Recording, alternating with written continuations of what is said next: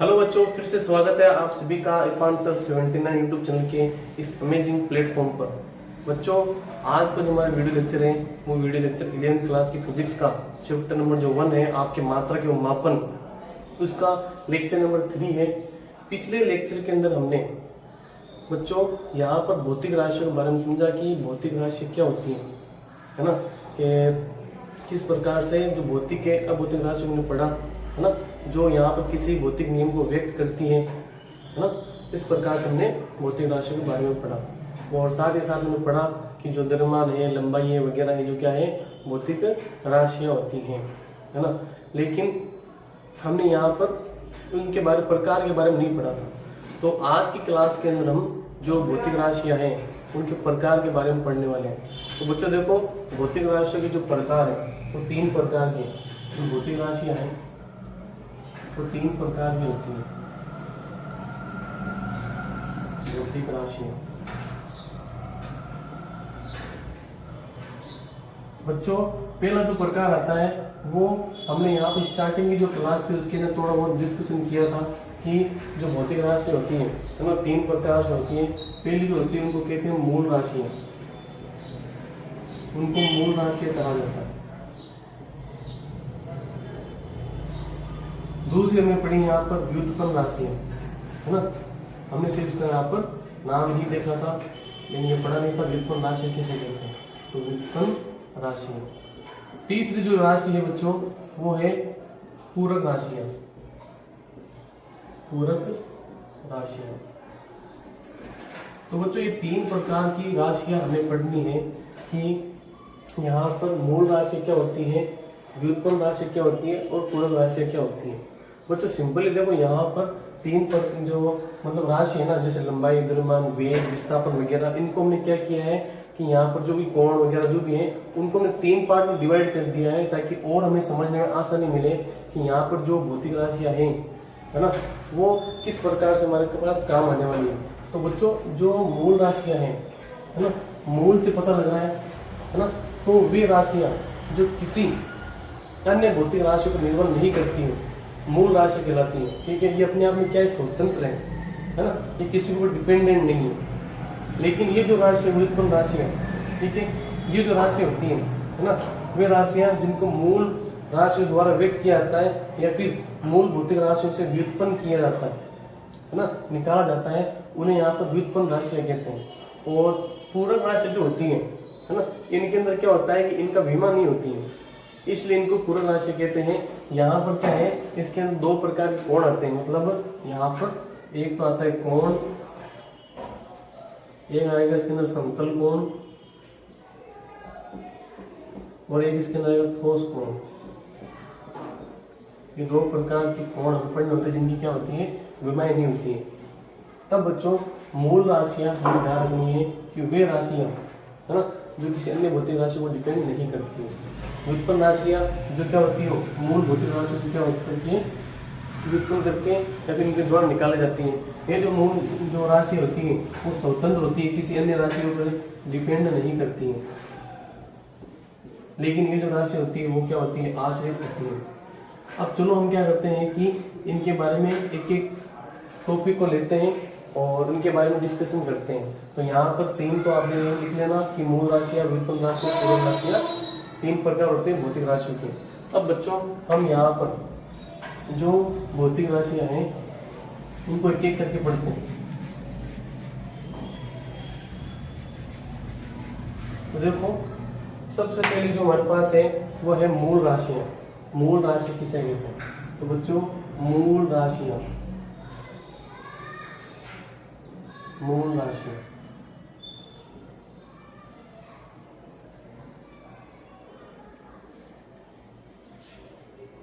मूल राशियाँ बच्चों वे भौतिक राशियाँ होती हैं, है ना, वे भौतिक राशियाँ, वे भौतिक राशियाँ, वे भौतिक राशियाँ जो अन्य किसी भौतिक राशि पर निर्भर नहीं करती हैं, नहीं करती हैं। या फिर हम कह सकते हैं ये राशियां स्वतंत्र होती हैं, स्वतंत्र होती हैं। ये राशि जो होती है क्या होती है, स्वतंत्र होती है।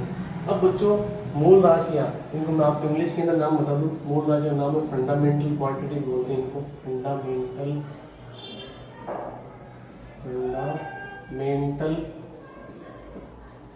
क्वांटिटीज, फंडामेंटल क्वांटिटीज इनको कहते हैं। अब बच्चों हमारे जो वैज्ञानिक हैं, उन वैज्ञानिकों ने यहाँ पर ऑब्जर्वेशन करने के बाद में कुछ भौतिक राशियों को फंडामेंटल भौतिक राशि कहा, मतलब किसी को मूल राशि घोषित कर दिया। उनके द्वारा ये 7 प्रकार की मूल राशि दी गई है ना। तो यहाँ पर मूल राशियों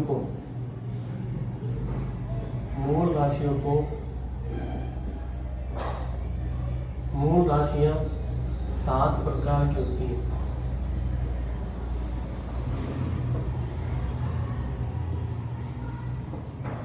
मतलब ये हुआ कि ये 7 प्रकार की राशियों को हमारे जो साइंटिस्ट थे, हमारे जो वैज्ञानिक थे, उन्होंने इनको डिफाइन कर दिया। फिर कहा कि जो भी कोई अन्य जो भौतिक राशि निकाली जाएगी वो इन्हीं 7 भौतिक राशियों से निकाली जाएगी। इस प्रकार से उन्होंने यहाँ पर मूल राशियों को दिया। अब एक एक करके देखो। सबसे पहले जो हम यहाँ लिख लेते हैं, जो राशियाँ लिख लेते हैं, यहाँ पर राशि, ठीक है। और यहाँ इनका क्या हो जाएगा, यहाँ पर मात्रा हो जाएगा। यहाँ क्या हो जाएगा, राशि हो गई। कौन कौन सी जो भौतिक राशि वो यहाँ उनका क्या हो जाएगा, मात्रा हो जाएगा। तो बच्चों अब देखो इसमें सबसे पहले भौतिक राशि कौन सी, यहाँ पर द्रव्यमान। द्रव्यमान जो है वो किसी अन्य भौतिक राशि पर डिपेंड नहीं करता है। कोई अगर मानो बॉडी है तो उसका कुछ यहाँ पर वेट है तो उसे द्रव्यमान कहते हैं। द्रव्यमान को हम यहाँ पर मास से डिनोट करते हैं, मास। इसलिए इसका जो यहाँ पर द्रव्यमान है और द्रव्यमान का जो मात्रा होता है किलोग्राम। क्या ध्यान रखना हमें, किलोग्राम ध्यान रखना है। बच्चों सेकेंड नंबर जो राशि है वो है लंबाई। द्रव्यमान फिर लंबाई यानी लेंथ।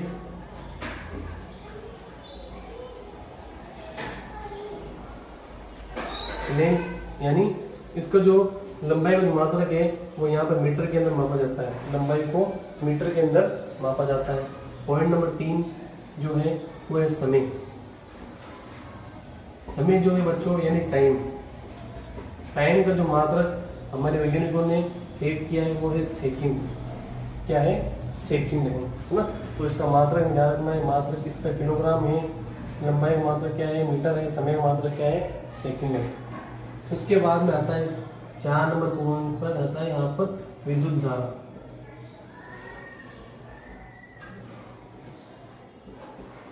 विद्युत धारा, तो विद्युत धारा का मात्रा क्या होता है, एम्पीयर होता है। 5 नंबर पर लेते हैं बच्चों तापमान। तापमान यानी टेम्परेचर, और टेम्परेचर को हम केल्विन से डिनोट करते हैं। किससे डिनोट करते हैं, केल्विन से डिनोट करते हैं। और जो छठी जो मूल राशि है बच्चों, है ना, जो छठी मूल राशि है वो है यहाँ पर पदार्थ की मात्रा। पदार्थ की मात्रा होती है, ठीक है। पदार्थ की मात्रा को मोल से डिफाइन करते हैं, मोल, ठीक है। मोल से हम क्या करते हैं, डिफाइन करते हैं। फिर पॉइंट नंबर 7 है ज्योति तीव्रता। ज्योति तीव्रता,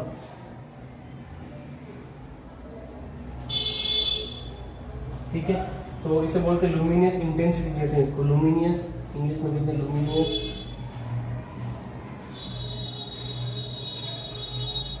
इंटेंसिटी।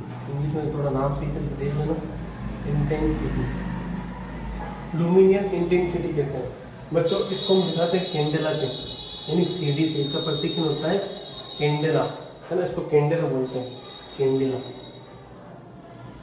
कैंडेला।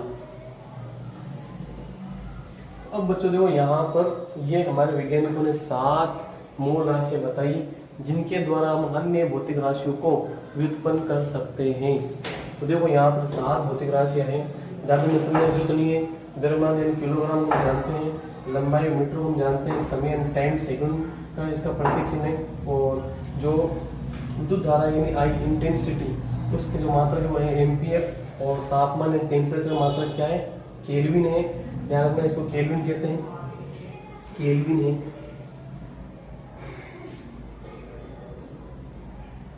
मेन तो क्या है कि केल्विन का यूज किया जाता है, बाकी जो जो इसका आता है क्या नाम इसका डिग्री वाला है ना, डिग्री सेल्सियस। तो डिग्री सेल्सियस वाला जो है ना वो यहाँ इसका व्यवहारिक मात्रा है। मेन अगर जो हम यूज़ करना है तो केल्विन यूज़ करते हैं। लास्ट एंड फाइनल है ज्योति तीव्रता। ठीक है, अब ज्योति तीव्रता जो है वो से बच्चों को पता नहीं होती ज्योति तीव्रता किसे कहते हैं। तो थोड़ा मैं आपको ये समझा दूँ कि ज्योति तीव्रता होती क्या। तो देखो बच्चों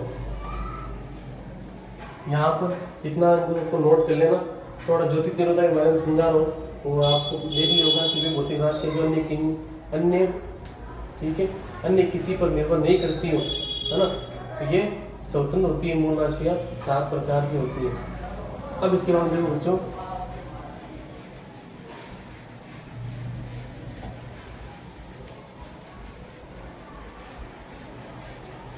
ज्योति तीव्रता किसे कहते हैं।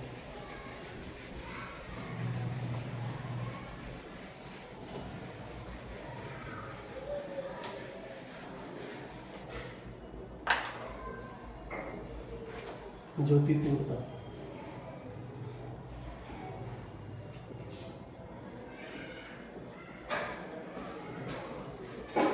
इसको इंग्लिश में ल्यूमिनस इंटेंसिटी कहते हैं, और इसका एक और नाम है प्रदीपन तीव्रता। प्रदीपन तीव्रता। अब बच्चों ज्योति तीव्रता में प्रतिबंध तीव्रता होती क्या है, वो सिंपल सा कंसेप्ट है। जैसे मान लो कि यहाँ पर मेरे पास में टॉर्च है, ठीक है, ये टॉर्च है। इस टॉर्च में से यहाँ पर प्रकाश निकला, ठीक है, टॉर्च से यहाँ पर प्रकाश निकला, और सामने यहाँ पर क्या है, कोई पर्दा है ना, सामने यहाँ पर पर्दा है। तो इस पर्दे पर क्या हुआ, इसका फोकस यहाँ पर हुआ, ये पर्दा स्पॉट यहाँ पर बन गया, है ना। तो इसके ऊपर स्पॉट बन गया। अब यहाँ पर इस लाइट द्वारा इस जो क्षेत्र बना है उस क्षेत्र के ऊपर जो प्रकाश है वो प्रकाश कितना आया है, ठीक है। एकांक क्षेत्र तो मतलब यहाँ से ये पूरा स्पॉट बना है, लेकिन इन एकांक क्षेत्र मान लेते इतना सा हिस्सा मान लेते हैं। तो इस इतने से हिस्से के ऊपर, है ना, इसको मान लेते हैं कि इतना सा जो हिस्सा है इस हिस्से को मानते हैं 1 मीटर स्क्वायर क्षेत्रफल है। 1 मीटर स्क्वायर मतलब यहाँ पर 1 मीटर स्क्वायर क्षेत्र बना रहा है, वृत्ताकार क्षेत्र ऐसे बना होगा, इस प्रकार से मान लेते हैं 1 मीटर स्क्वायर क्षेत्र बना रहा है ना। ये तो मान लो गोल वर्ग का क्षेत्र। तो इसके अंदर प्रकाश की जो प्रकाश की मात्रा है वो कितनी आ रही है 1 मीटर स्क्वायर क्षेत्र में, ठीक है। अब 1 सेकंड में कितनी आ रही है, तो यहाँ पर किसी एकांक क्षेत्रफल में अगर मान लो कि 1 सेकंड में आने वाली जो प्रकाश की मात्रा है उसे ही यहाँ पर ज्योति तीव्रता प्रतिबिंब तीव्रता कहते हैं। जैसे मान लो कि कोई अगर बल्ब है, ठीक है, अगर वो हल्के वाट का है तो वहाँ पर आप देखो अगर थोड़ा थोड़ा आपको अंदर से फील होगा, लेकिन अगर आपने अच्छी क्वालिटी का बल्ब लेके आए, अच्छे वाट में लेकर के आए, तो वहीं पर आपको पूरा जो रूम है वो आपको चमकता हुआ दिखाई देगा, है ना। तो उसी वजह से यहाँ पर ये भी एक प्रकार भौतिक राशि है। तो ध्यान रखना है कि प्रतिबिंब तीव्रता किसे कहते हैं, किसी इसकी मैं परिभाषा लिखा रहा हूँ, किसी एकांक क्षेत्रफल में एकांक क्षेत्रफल में इसे एकांक क्षेत्रफल में 1 सेकंड में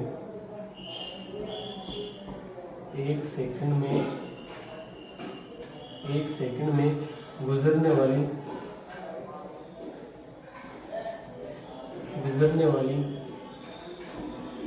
प्रकाश की मात्रा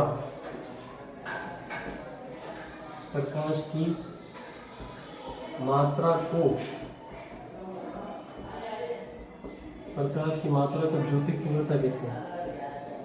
प्रकाश की मात्रा को ज्योति तीव्रता कहते हैं। तो किसी एकांक क्षेत्रफल में 1 सेकंड में गुजरने वाली प्रकाश की मात्रा, किसी एकांक क्षेत्रफल में 1 सेकंड में गुजरने वाली प्रकाश की मात्रा ज्योति तीव्रता कहलाती है। तो देखो बच्चों, यहाँ पर हमने इसको समझ लिया। उम्मीद है कि आपको ये बात समझ में आई होगी। अब चलो बच्चों, हम चलते हैं व्युत्पन्न राशि पर कि व्युत्पन्न राशि क्या होती है।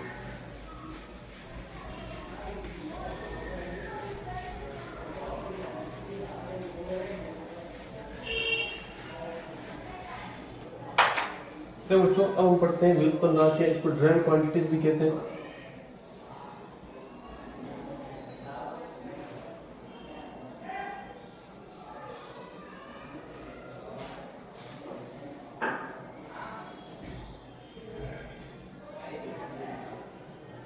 व्युत्पन्न राशि, अब व्युत्पन्न राशि क्या होती है। तो बच्चों, जैसे मैंने आपको बताया था कि वे राशियां, ये तो भौतिक राशि है ना, तो वे राशियां जो क्या हो कि मूल राशि से मिलकर बनी हो या फिर मूल राशि पर निर्भर करती हो, उसे व्युत्पन्न राशि कहते हैं। जैसे मान लो कि अगर मैं कहूँ है ना, सबसे पहले लेता हूँ मैं वेग, ठीक है। वेग जो है वो किससे मिलकर बना होता है? वेग मिलकर बना होता है विस्थापन, विस्थापन बटे हुए समय, ठीक है। वेग जो है वो विस्थापन और समय से मिलकर बना है। तो अब जो विस्थापन है, विस्थापन एक प्रकार की दूरी है और दूरी को मीटर से डिनोट करते हैं, यानी लंबाई है, मीटर से डिनोट करते हैं। समय यानी सेकंड, ये सेकंड हो गया, इसको हम लिख सकते हैं मीटर पर सेकंड। तो बच्चों, यहाँ पर हमने यहाँ पर जो वेग है, वेग को हमने दो राशि डिफाइन किया है, किससे? मीटर से और सेकंड से। इसलिए यहाँ पर किससे निकला है? मूल राशि से मिलकर बना है। तो यहाँ पर ये किसके ऊपर डिपेंड कर रहा है? वेग मूल राशि पर डिपेंड कर रहा है ना। तो इस प्रकार से हम कह सकते हैं कि वे राशियाँ है ना, जो मूल राशि मिलकर बनी होती है या फिर उनके ऊपर डिपेंड करती है, उन्हें व्युत्पन्न राशि कहते हैं। एक और देख लेते हैं, जैसे मान लो मैंने देखा यहाँ पर संवेग, ठीक है। संवेग देखो, संवेग क्या होता है? संवेग होता है द्रव्यमान इंटू समय, ठीक है। तो द्रव्यमान इंटू वेग होता है, द्रव्यमान इंटू वेग। अब द्रव्यमान क्या है? द्रव्यमान की मात्रा क्या है? किलोग्राम, ठीक है। और वेग का मात्रा में क्या पड़ा है? Metre second inverse. तो क्या हो गया यहाँ पर? Kilogram metre second inverse. तो इस प्रकार से संवेग हमने पढ़ लिया। क्या पढ़ा हमने? संवेग पढ़ा। तो संवेग बराबर किलोग्राम मीटर पर सेकंड इनवर्स। तो इस प्रकार से बच्चों यहाँ पर हम अब क्या डेफिनेशन बना सकते हैं कि वे राशियां, वे भौतिक राशियां, वे भौतिक राशियां जो, ठीक है, मूल राशियों से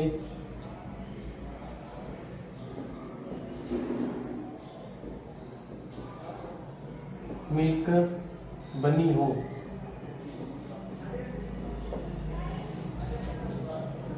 या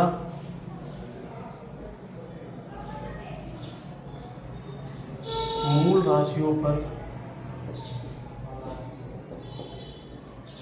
निर्भर करती हैं,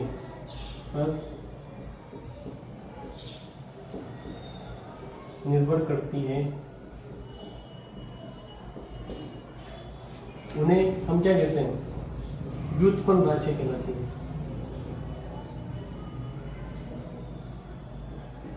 व्युत्पन्न राशियां कहलाती हैं, व्युत्पन्न राशियां कहलाती हैं, ठीक है बच्चों।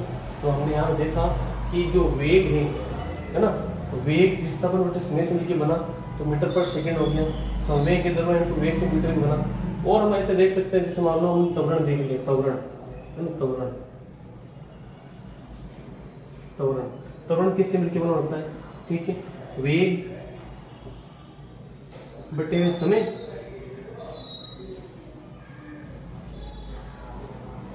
ठीक है। तो वेग बटे हुए समय, तो हम क्या बोलते हैं? यहाँ पर त्वरण कहते हैं। तो वेग क्या है?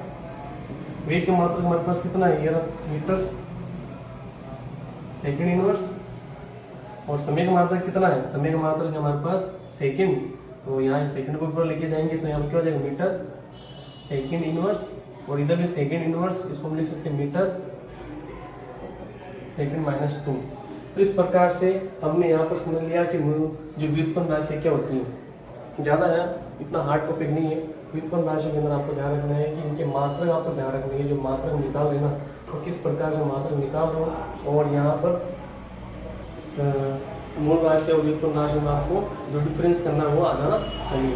तो यहाँ तक मैं उम्मीद है कि समझ रहा हूँ कि आप तो व्युत्पन्न राशि को समझ चुके होंगे। अगर आपने ये समझ लिया है तो जरूर कमेंट में मुझे बताइएगा, ताकि मुझे भी पता लगे आपने जो कुछ समझा है वो आपको समझ में आ रहा है और मुझे यहाँ पर मोटिवेशन मिले समझाने के लिए। चलो बच्चों, अब हम देखते हैं यहाँ पर जो पूरक राशि होती है उन्हें क्या बोलते हैं, है ना।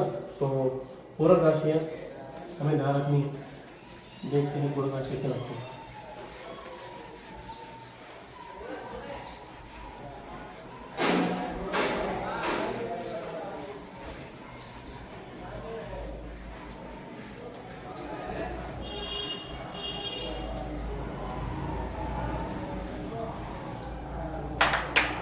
पूरक राशि, अब बच्चों यहाँ पर पूरक राशि हमें समझनी है, पूरक राशि क्या होती है।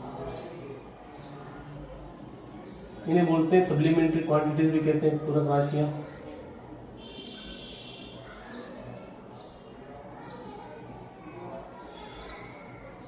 इंग्लिश में लिखना रहे तो इनका नाम लिख सकते हो सप्लीमेंट्री, ठीक है, क्वांटिटीज। अब बच्चों यहाँ पर जो पूरक राशियाँ है ना, वो जो पूरक राशियाँ हैं उनको अगर मान लो हमें डिफाइन करना है तो एक प्रकार कह सकते हैं एक्स्ट्रा राशियाँ है। पहली बात तो ये, अब ये जो बच गई है उन दोनों से थोड़ा डिफरेंस है। डिफरेंस क्यों है, क्योंकि बच्चों इनकी क्या है कि विमा नहीं होती है। अब आप कहोगे कि विमा होती क्या है, तो बच्चों विमा को मैं अभी आपको समझा नहीं सकता हूँ क्योंकि आपने भी विमा की टॉपिक क्लास ली नहीं है। फिर भी यहाँ पर अभी आपको ध्यान रखना है कि पूरक राशि क्या होती है। आगे आप टॉपिक आएगा विमा किसे कहते हैं, उसमें मैं आपको और अच्छी तरह समझा दूंगा विमा किसे कहते हैं, आपका टॉपिक क्लियर हो जाएगा। अभी आप ध्यान रखो कि वे भौतिक राशियाँ, वे भौतिक राशियाँ वे भौतिक राशियाँ जिनकी विमाएं नहीं होती हैं, जिनकी विमाएं नहीं होती है, पूरक राशि कहलाती है। अब बच्चों पूरक राशियों को हमने दो पार्ट में डिवाइड किया है।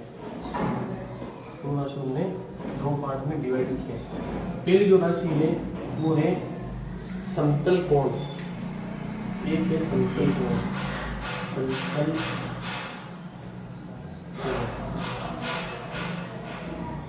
दूसरा है यहाँ पे ठोस कोण, समतल कोण और ठोस कोण। तो समझते हैं इसको हम कहते हैं प्लेन एंगल। ये प्लेन एंगल, इंग्लिश में इसको बोलते हैं प्लेन एंगल, और इसको कहते हैं यहाँ पर solid angle, solid angle, plane angle और सॉलिड एंगल। तो अब बच्चों यहाँ पर प्लेन एंगल और सॉलिड एंगल होता क्या है वो समझते हैं। सबसे पहले समतल कोण हम समझते हैं कि इसको समझने का प्रयास करते हैं समतल कोण क्या होता है। तो देखो बच्चों, जो वृत्त है, ठीक है, ये वृत्त है, वृत्त का ये केंद्र है, वो वृत्त के केंद्र से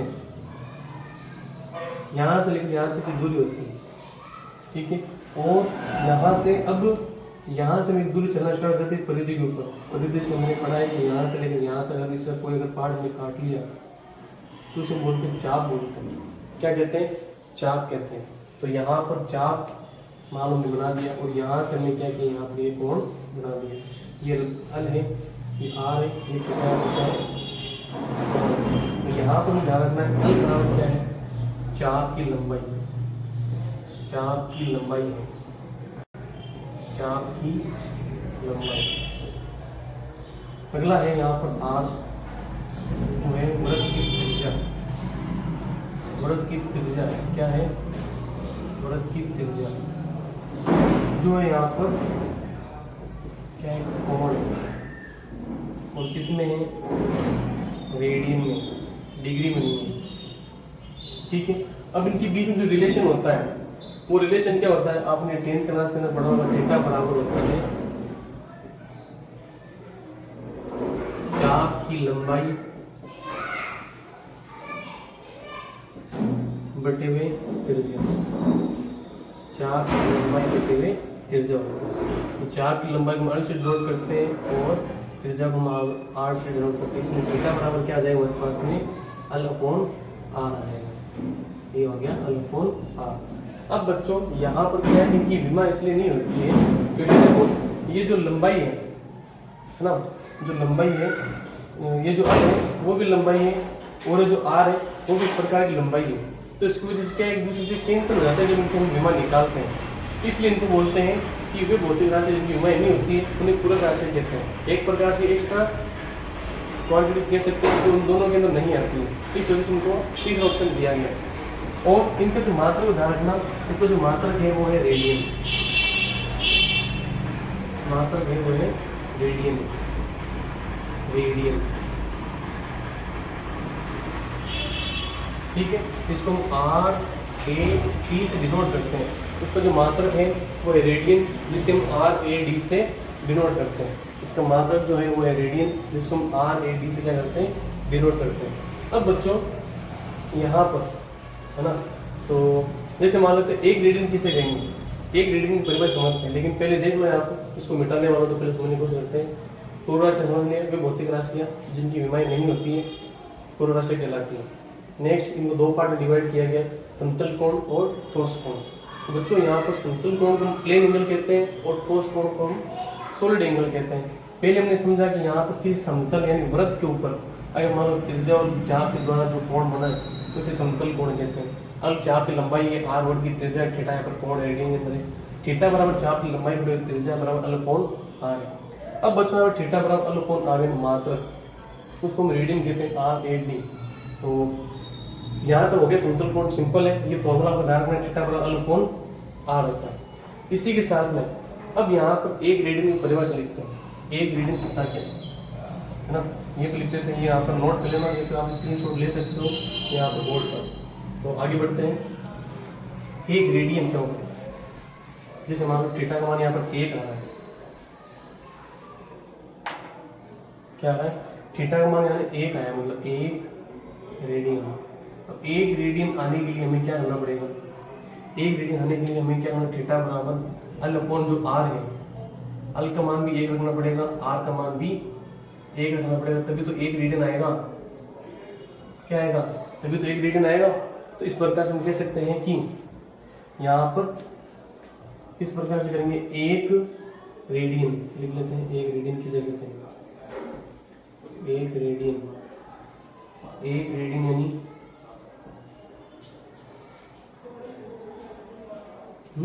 तो इसमें लिख लेते हैं 1 मीटर, 1 मीटर त्रिज्या वाले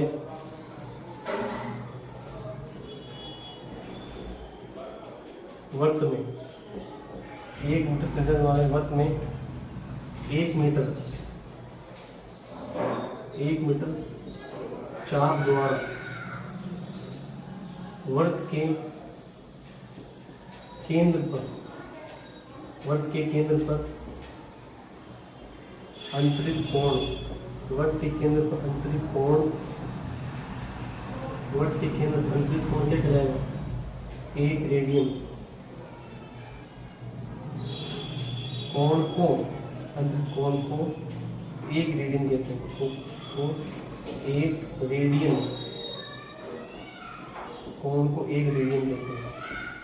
चलो, तो ये 1 रेडियन डेफिनेशन होगी, मतलब आपको यहाँ पर आर का मान भी 1 रखना पड़ेगा और अल का मान भी यहाँ पर कितना रखना पड़ेगा, 1 रखना, तभी तो यहाँ पर थीटा का मान क्या आएगा, 1 आएगा, तो उसे 1 रेडियन कहते हैं। अब 1 रेडियन कितने डिग्री बनता है वो आपने बेसिक क्लास के अंदर सीखा होगा। तो यहाँ पर हमने समझ लिया समतल कोण किसे कहते हैं, कि एक वृत्त पर द्वारा अगर हम कोण बनाते हैं तो उसे यहाँ पर समतल कोण कहते हैं। अब ठोस कोण क्या है, कि नाम से पता लग रहा है ठोस यानी ठोस आकृतियाँ, उसके ऊपर डिपेंड करेगा। तो यहाँ पर हम समझते हैं ठोस कोण, समतल कोण में समझ लिया।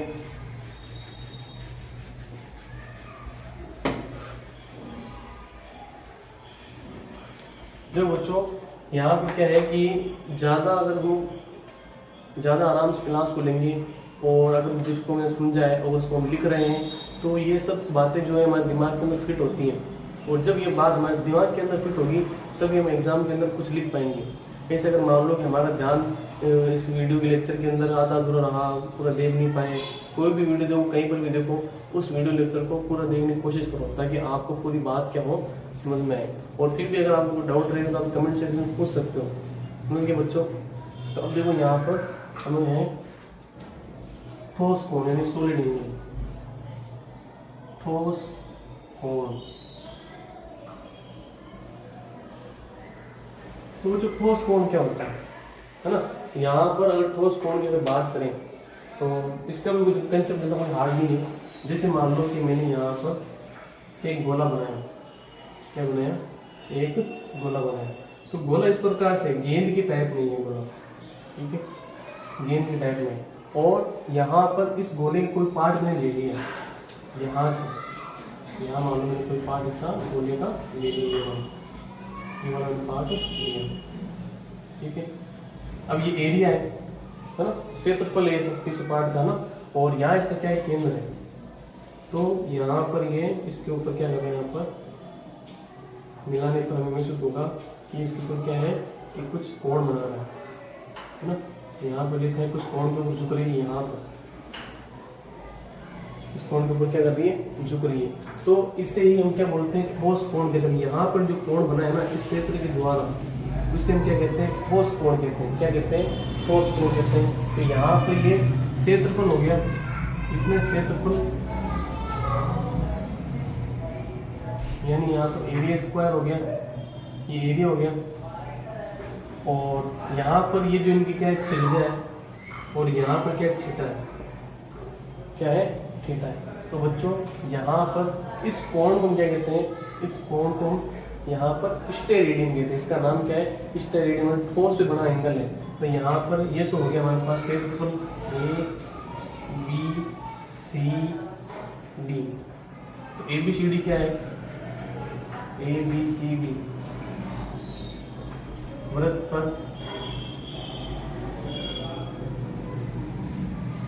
क्षेत्र है, आर यहाँ पर गोले की त्रिज्या है,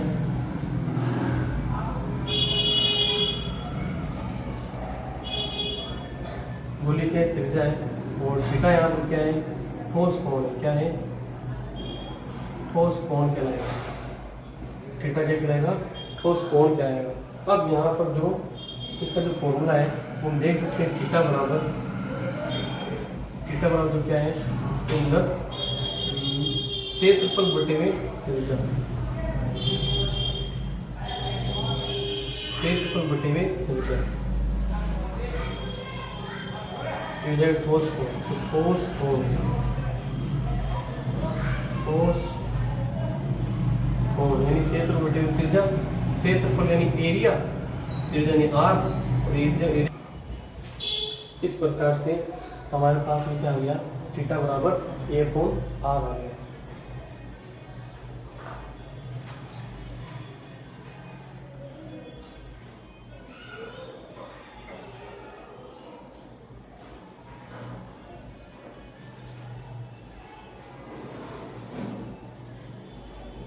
और यहाँ पर ठोस कोण के हम क्या करते हैं, यहाँ पर जो थीटा है इसको ओमेगा से डिनोट करते हैं। किससे, ओमेगा से, ओमेगा, ओमेगा से हम क्या करते हैं, डिनोट करते हैं। यानी हम यहाँ इसकी जगह थीटा की जगह क्या लिख सकते हैं, ओमेगा लिख सकते हैं। तो ए कोण आर रहेगा। इसका जो मात्रक रहेगा वो रहेगा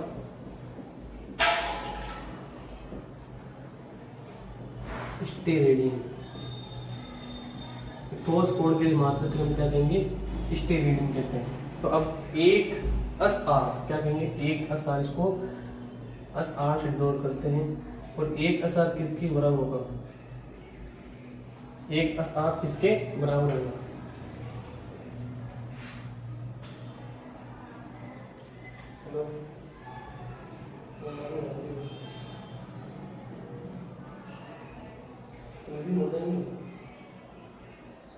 तो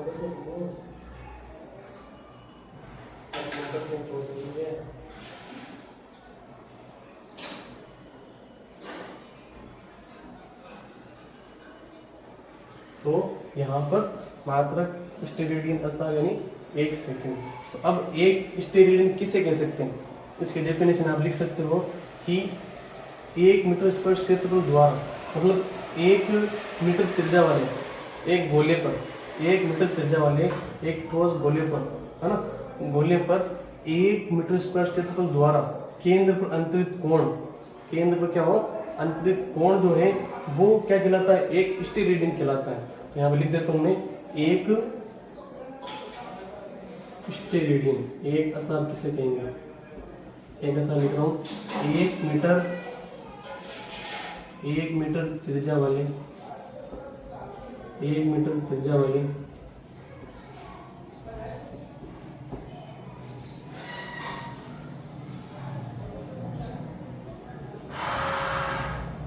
गोले के 1 मीटर स्क्वायर क्षेत्रफल द्वारा केंद्र पर अंतरित कोण,